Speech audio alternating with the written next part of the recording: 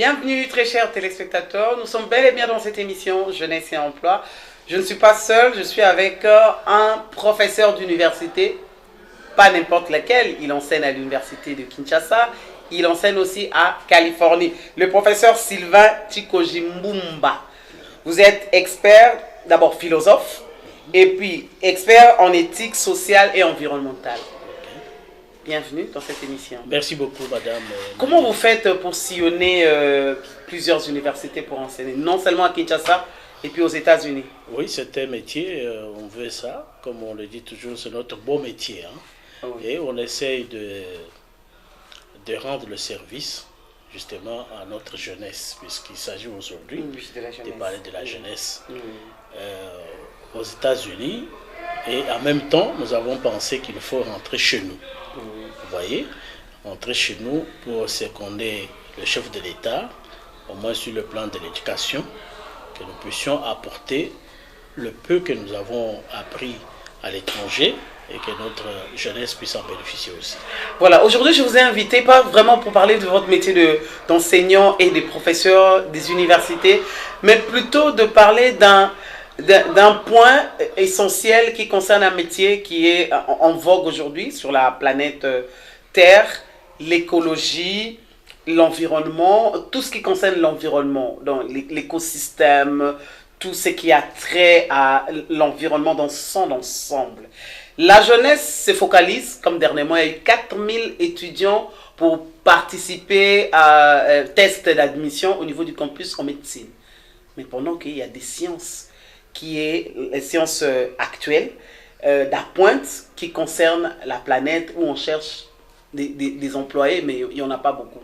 Qu'en pensez-vous? Que faut-il faire pour que nos jeunes puissent quand même s'orienter à cela? Vous savez,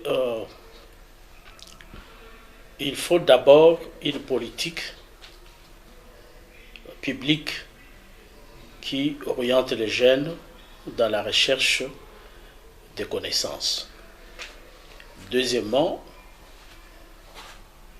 on a dans les universités, tout comme dans les écoles fondamentales, donc les études fondamentales, l'école primaire, l'école secondaire, on n'a pas la possibilité, on n'a pas un agenda qui permette à nos jeunes de se brancher à une nouvelle technologie ou à de nouvelles innovations technologiques. Je prends pour témoin les nouvelles sciences qu'on appelle les sciences de l'environnement. Ces sciences de l'environnement, ce n'est pas aujourd'hui, ça fait plus ou moins 20 ans ou 25 ans, où nous parlons de ces sciences de l'environnement. Et ces sciences de l'environnement ne sont pas beaucoup plus connues au niveau de nos universités, peut-être dans l'une ou l'autre université, on peut retrouver ça, mais est-ce que nous avons une science comme science de l'environnement, une faculté où on étudie ces sciences de l'environnement? Je n'ai pas une bonne mémoire pour dire que je ne connais pas beaucoup de facultés, que ce soit à l'IPEN, où je suis, que ce soit à l'université de Kinshasa ou ailleurs. Il n'y a pas une faculté qui s'appelle une faculté de l'environnement, des sciences. Non, c'est juste des départements. Ce sont des départements de l'environnement. Mais j'aimerais qu'on puisse mettre une faculté comme ça dans toutes nos universités pour qu'on apprenne aux enfants, aux jeunes, ce que c'est la gestion de l'environnement. Ça, c'est d'un point de vue éducationnel. Du point de vue pratique, le respect de l'environnement est une nécessité impérieuse aujourd'hui, surtout pour notre pays. Et cela doit passer par une éducation d'abord de nos parents, les parents qui gèrent les enfants au quotidien. Et ces parents doivent être branchés à cette nouvelle conception du monde aujourd'hui. C'est une révolution tout à fait mondiale aujourd'hui, mais j'ai l'impression que beaucoup de parents ne le savent pas. Nous le constatons dans le quotidien de la vie de nos parents. Oui, lorsqu'il y a des inondations, les gens commencent à comprendre. Alors, les inondations viennent et ils sont surpris de voir ça.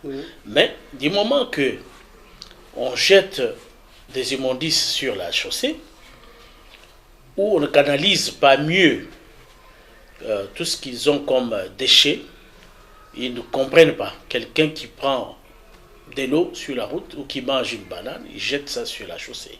J'ai même vu une femme, en tout cas ça, l'autorité de la ville doit en tout cas sensibiliser la population. Oui. Une femme qui vend les oranges. Oui. On monte dans le taxi, c'est là où elle se souvient que j'ai des déchets de mes clients et ils jettent ça. Sur le ça m'a vraiment, ça nous avait frustré. Je pense que j'étais avec Nancy qui va lui dire mais maman, pourquoi vous faites ça?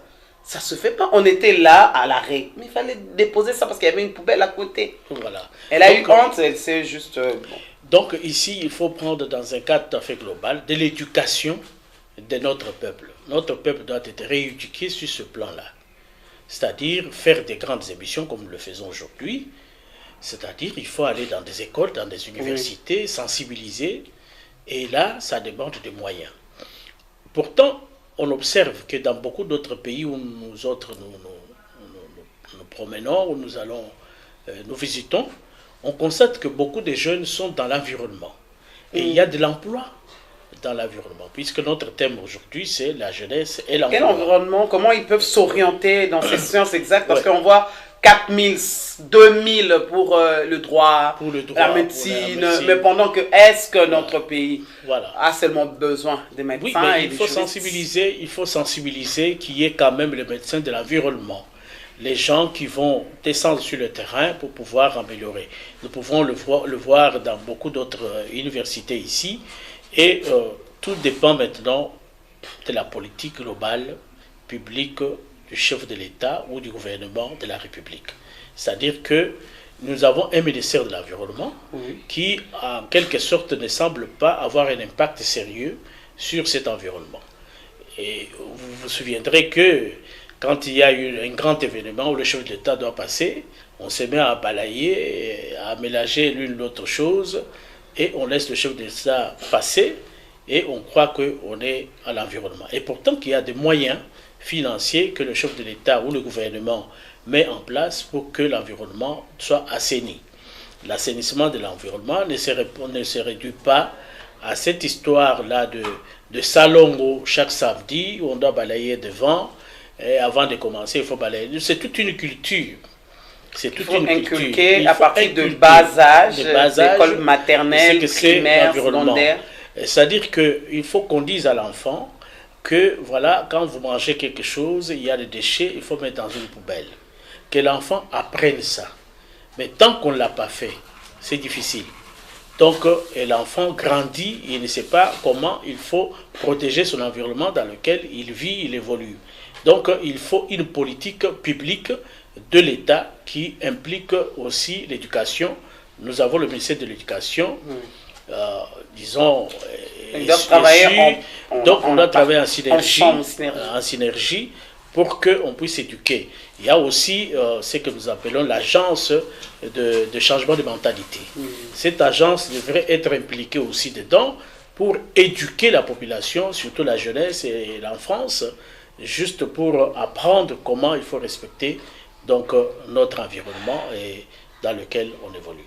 Pourquoi je pensais vous inviter à parler de ça? Parce que nous sommes le deuxième pays du monde où on supporte un peu cet écosystème mondial. Donc après le Brésil, c'est la RDC, par rapport à notre forêt. Justement, le chef de l'État l'a dit dans le discours à l'ONU que nous sommes quand même le pays solution aujourd'hui. Non, à part le Brésil, nous sommes un pays solution puisque nous avons le carbone, nous avons tout ça. Comme il a dit, nous sommes un grand puits où il y a tous ces carbones qui peuvent absorber.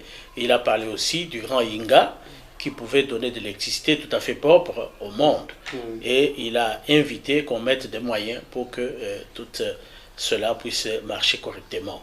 Et à ce titre-là, nous devons maintenant nous positionner justement en rapport avec ce que nous avons comme puissance à ce niveau-là, en éduquant notre population, en éduquant notre jeunesse, en invitant des professeurs, des enseignants, tout le monde, à s'engager dans cette nouvelle dynamique qu'on appelle dynamique de l'environnement pour pouvoir éduquer nos jeunes, qu'ils montent avec cette connaissance. Et puis, on vous entend, rien que par ce discours, on voit déjà qu'il y aura plusieurs emplois, rien que par l'électricité, dans le domaine de l'environnement, il y aura plusieurs emplois par rapport à la médecine et au Oui, jurisme. tout à fait, mais c'est ça. Donc, il y a de quoi mettre sur pied un mécanisme pour pousser la jeunesse à chercher ces filières liées à adhérer. Tout à fait vrai. C'est cela, c'est que nous disons que beaucoup de jeunes se mettent dans la politique. Ou tout simplement, ils vont faire la médecine, ils vont faire le droit, la communication, juste pour avoir de l'emploi, parce qu'ils ignorent ce que c'est les sciences de l'environnement. Maintenant, ensemble, et cette jeunesse se disent, ah, mais on ne sait pas où frapper, parce que si on apprend, si on cherche de telles sciences, est-ce qu'on trouvera de l'emploi facilement? C'est peut-être ça qui leur pousse à hésiter un tout petit peu. Et puis les parents, tellement qu'ils ne sont pas sensibilisés à cette question, ils se disent non, non, moi mon fils c'est vraiment médecine, droit, bien devenir journaliste, parce que ça c'est connu, il paraît qu'il y a de l'emploi là-bas. Mais non, comment les convaincre? Non, mais il faut, dans tout état de cause, moi je pense que la rééducation de notre population est nécessaire. Et cela va aller jusque dans les orientations scolaires. Il y a des conseillers d'orientation scolaire qu'il faut mettre en contribution. C'est-à-dire que dans toutes nos écoles, nous devons avoir des filières bien définies, une politique sociale, une politique d'éducation, des nouvelles technologies, surtout des sciences de l'environnement, qui doivent être placées au niveau des institutions scolaires, comme l'université, les écoles primaires, les écoles secondaires, mais aussi les parents qui doivent être pris en considération dans cette formation générale. Sans cela, il sera très difficile pour les jeunes de comprendre que l'emploi est aussi au niveau des sciences de l'environnement. Donc, ces sciences doivent être mises en exergue ou en relief, comme je le dis, pour que les jeunes puissent y adhérer et y participer et même prendre le goût d'aller travailler pour notre environnement. Nous avons un environnement ici à Kinshasa, par exemple, très pollué. Très pollué, mais il y a des ONG qui s'attellent justement à nettoyer les routes, à curer les caniveaux. Mais ils ne peuvent pas tout faire. Tout ça, mais ils ne peuvent rien. Et alors, il faut y mettre de l'argent, il faut y mettre des moyens humains pour pouvoir arriver à orienter notre jeunesse vers les emplois qui vont dans ce sens-là. À un certain moment, j'ai pensé que le gouverneur de la ville de Kinshasa avait un projet auquel j'avais participé à un certain moment, où on doit faire l'assainissement. Vous avez participé dans l'élaboration? Oui, j'avais participé à l'élaboration, l'assainissement de l'environnement à Kinshasa, le nettoyage des caniveaux. Mais curieusement, on a vu qu'il y a des gens, on a mis des équipes où ils devenaient des roulages eux-mêmes, l'arrestation de motards et des choses comme ça. Ce n'était pas cela au départ. Au départ, c'est le problème de nettoyage de la ville de Kinshasa. C'est une ville qui est devenue qui devient de plus en plus très sale et très polluée, et les gens vivent dans des conditions précaires, il y a beaucoup de moustiques un peu partout. Mais si on a engagé toute cette jeunesse, on a une politique vraiment provinciale qui permette, puisqu'il y a quand même un ministre provincial de l'environnement, oui, il est là, il existe. Et il existe, qui peut quand même solliciter des experts pour qu'il ait des projets conséquents et qui peuvent permettre à ce que nos jeunes puissent s'orienter dans l'assainissement de l'environnement ici à Kinshasa et peut-être encore au niveau... Même dans nos provinces, il y a certaines provinces, il y a quand même cette énergie, comment on appelle ça, la négligence de la gestion environnementale. Et même dans nos provinces, il y en a aujourd'hui. Oui, oui, on néglige parce que, alors que dans nos provinces, on devrait quand même donner un exemple, mais aujourd'hui ce n'est pas le cas, puisque c'est les mêmes choses, imitent beaucoup ce qui se fait à Kinshasa. Oui, et tout le monde, il n'y a plus d'éducation, il y a crise de cette éducation aux valeurs de la République, le respect du bien commun, le respect, parce que la chaussée, les routes et tout ça sont des biens communs. Donc il faut qu'on commence à le faire déjà au niveau des écoles, au niveau des universités et au niveau aussi des familles, où les parents doivent être invités dans des grands forums, dans l'éducation, dans les quartiers et tout cela. C'est pourquoi je parle de la politique publique de l'État pour pouvoir éduquer les jeunes à cette culture du respect et de la gestion de l'environnement. Voilà, pour avancer, je m'aimerais un peu aller au niveau de la régie avec l'aide du réalisateur Pierre Mwanda pour suivre cet élément. Mon nom c'est M. Mike Mbobole Nkupa. Présentement, on est sur l'avenue Bapita.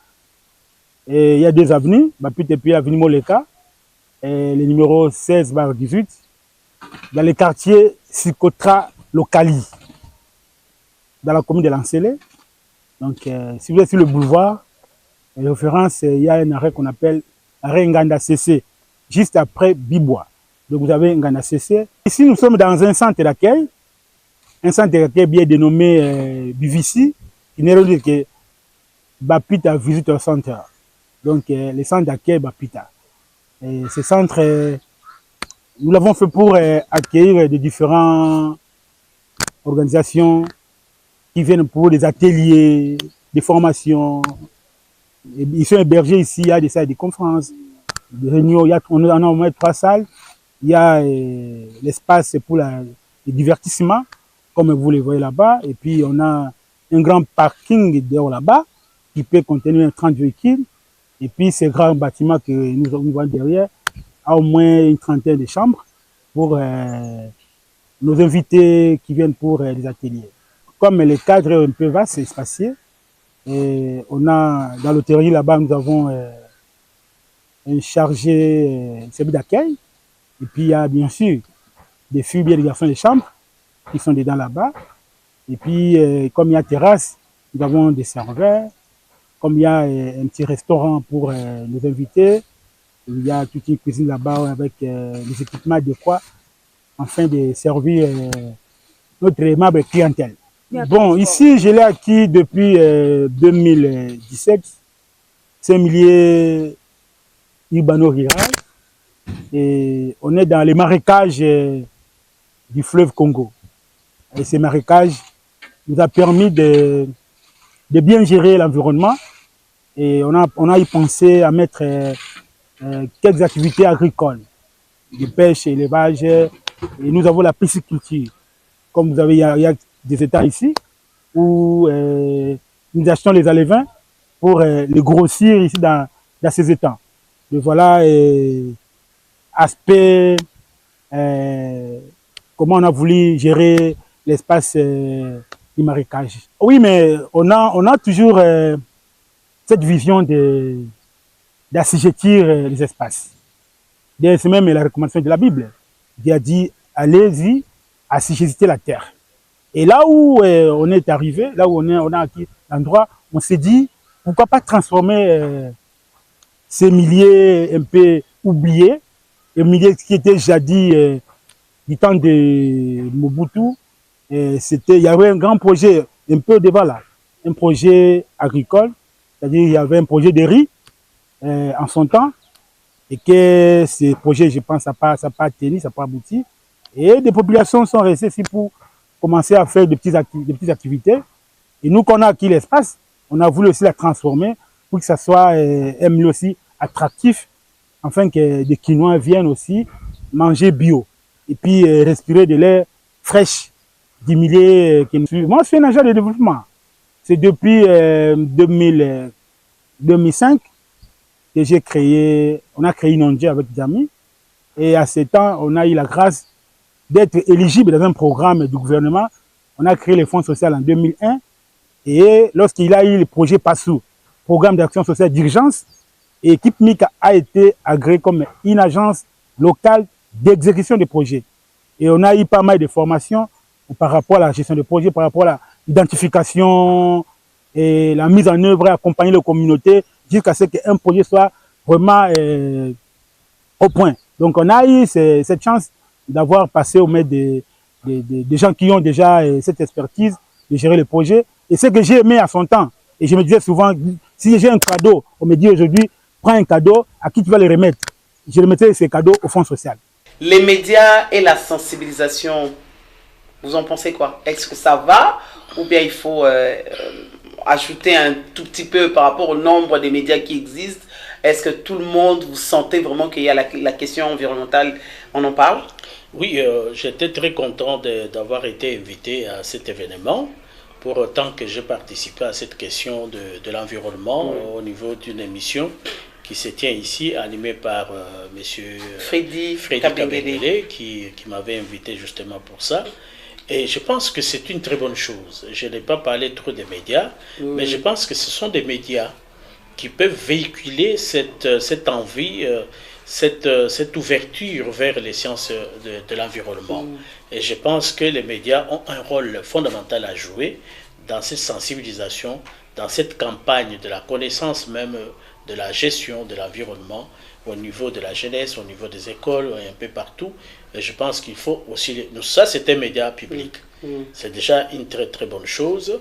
Et quand on parle de Congolais Téléma, c'est aussi ça, l'environnement, qui est détruit même par les guerres et tout ça, comme le chef d'État l'a dit à la tribune de l'ONU, et que il faudra vraiment que les médias s'impliquent pour éduquer nos populations, éduquer nos jeunes, éduquer nos enfants au respect de l'environnement et à la gestion de cet environnement, chacun à son niveau, chacun dans sa parcelle, chacun dans son avenue, chacun dans sa province, dans sa commune. Voilà ce qu'il faut faire aujourd'hui. Il y a un souci, ça c'est, bien sûr, ce sont des émissions politiques qui doivent plus marteler. Le souci de chefs de rue, chefs de communes, un peu partout, même dans les provinces, mais pire encore à Kinshasa, on ne sent plus les chefs de rue pour nous aider, nous dire attention quand vous jetez vos immondices dans des caniveaux, attention, vous avez canalisé les eaux usées vers la rue, c'est ça qui nous cause des maladies pendant que ça fait partie de la gestion environnementale. Qu'est-ce qu'il faudrait faire? Parce qu'il y a cette question-là qui dérange. Oui, tout à fait. Je suis en train de penser à une politique globale qui puisse engager aussi en même temps tous les responsables des rues, des communes et tout cela. Mais il ne faut pas oublier que dans le temps, il y avait ce qu'on appelle la police hygiénique d'hygiène publique. Oui, ils venaient de la commune, ils travaillaient avec la police. Et puis, dès qu'on trouve que vous avez jeté des immondices, tout ça, vous avez une taxe, une amende à payer. C'était très important. Il faut commencer par restituer. Et puis, il y aura de l'argent dans la caisse de l'État. Absolument. Il faut restituer cette police d'hygiène dans ses rôles, dans ses habitudes. Et autrefois, il y avait aussi les cantonniers, ce qu'on appelle les cantonniers, qui s'occupaient des routes, de l'entretien des routes et tout ça. L'office des routes existe. Mais les cantonniers étaient proches de la population et l'office de route, c'est... Voilà, il y a le FONER, ils ont des fonds, ils ont des moyens pour le faire, mais malheureusement, tous ces moyens sont utilisés ailleurs et ne répondent pas vraiment à la politique que le gouvernement met en place. Je pense que de ce point de vue-là, nous devons, comme une sorte de sensibilisation ou d'interpellation de responsables d'alerte. Voilà. Alors, donc, le travail que vous faites comme journaliste, c'est cela à quoi moi je vous invite et je vous félicite pour le travail que vous faites de sensibilisation. Mais le travail n'est pas d'appointe, on va encore aller un peu plus loin, comme vous l'avez dit, descendre dans les écoles, pas à l'université nécessairement, d'abord les écoles. Pourquoi? Parce que on doit pousser cette jeunesse-là à s'y intéresser et on doit pousser cette jeunesse-là à y vivre, à vivre leur comportement face à la question environnementale avant même de s'inscrire dans les sciences de l'environnement, parce que c'est très important. Tout à fait. Je disais que j'ai toujours pensé que le développement ne vient pas d'en haut vers le bas, et ça commence de bas vers le haut. Et je pense que la formation fondamentale, il faut que les enfants, comment on appelle, le programme de l'enseignement à l'école primaire, à l'école maternelle, puissent intégrer les sciences de l'environnement. Comment respecter l'environnement, comment gérer l'espace dans lequel on vit, on évolue. Que l'enfant intègre ça. Aux États-Unis, par exemple, j'ai vu les enfants où l'enfant, quand il mange une banane, il ne peut pas jeter n'importe où, il sait qu'il y a une poubelle quelque part. Il va jeter dans la poubelle. Mais ici, chez nous, ce n'est pas le cas. Les enfants ne savent pas ça. Donc, j'ai des étudiants, parfois, ils prennent dans une salle de classe, dans l'auditoire. Dans l'auditoire. Et puis, il y a quelqu'un qui vous répond, on va balayer. On va balayer. Donc, il y a des agents qui viennent balayer. Donc, ils jettent. Pourtant, on ne peut pas trop salir pour que quelqu'un vienne balayer. Voilà. Donc, il faut éduquer tout ça, il faut des conférences, il faut tout cela, et une politique globale, publique de l'État qui mette tout un arsenal justement pour pouvoir répondre justement à cette nouvelle donne qui est la donne de l'environnement. Voilà. Et nous, Congolais, dans tout ça, parce que c'est une parenthèse, hein, certains disent, bon, même si on s'y intéresse, on n'en bénéficie pas, la RDC, par rapport à cette question. Ce n'est qu'une parenthèse, comme je vous ai reçu. Oui, mais c'est une parenthèse justement. Et, je dis, bon, nous bénéficions de quoi de l'environnement. Ça, c'est pas le nom au niveau international. Parce que le chef de l'État a plaidé pour ça. Oui. Il a plaidé à la tribune de l'Assemblée générale de l'ONU. Il a plaidé que il faut que le peuple congolais puisse en bénéficier, puisque c'est lui qui gère vraiment la carbone ici et qui fait une régulation du réchauffement climatique. Et tout cela, c'est important. Il faudra qu'il y ait des répercussions positives sur l'environnement, sur la vie des Congolais. Et je crois que c'est très important. C'est le gouvernement, c'est le travail du gouvernement. Et nous faisons ce que nous pouvons. D'accord. En tout cas, on tend vraiment vers la fin. Un mot aux gouvernants et à cette jeunesse et aux parents pour finir. D'abord à la jeunesse. Vous fixer, vous leur parler parce que oui. C'est très important. D'abord à la jeunesse. J'invite notre jeunesse à prendre conscience que sans cette jeunesse, il n'y a pas de pays. L'avenir, c'est maintenant. Et bien qu'on dit que la jeunesse est l'avenir de notre pays, ben c'est maintenant que vous devez jouer la carte de votre avenir. Prenez conscience qu'il y a de nouvelles technologies aujourd'hui, qu'il y a de nouvelles sciences qu'on appelle les sciences de l'environnement. Impliquez-vous dans ces sciences de l'environnement. C'est là que vous allez trouver du boulot. Par exemple, l'assainissement de Kinshasa demande que vous soyez regroupés dans des cartels qui peuvent s'occuper de cet environnement à Kinshasa ou ailleurs. Quant aux parents, je les invite à comprendre que leur travail est fondamental, comme ils éduquent leurs enfants, et qu'ils prennent conscience que l'éducation commence par la famille, où vous éduquez à l'enfant, où vous inculquez à l'enfant des bonnes manières de gestion de l'environnement, ne pas jeter des immondices n'importe où. Et nous prenons maintenant ceux qui gèrent nos communes, qui gèrent nos rues, qui gèrent nos avenues, et je les invite aussi à ce qu'ils prennent connaissance de ces sciences de l'environnement, qu'ils prennent connaissance de la politique publique et qu'ils aient le courage de l'appliquer dans la rigueur la plus possible, la plus grande possible. Et en même temps, le gouvernement, nous voulons que le gouvernement puisse sortir à grande échelle les grandes lignes de la politique publique sur la gestion de l'environnement. C'est très important. Nous avons un ministère de l'Environnement, nous avons un ministère de l'Éducation, école primaire et secondaire, nous avons l'enseignement supérieur et universitaire.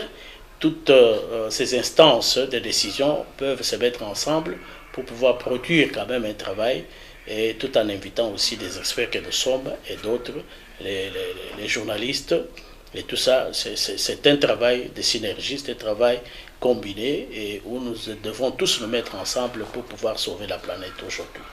Voilà. Sauver la planète, sur ce mot, je vous dis merci. Professeur Sylvain Tchikoji Mbumba, oui.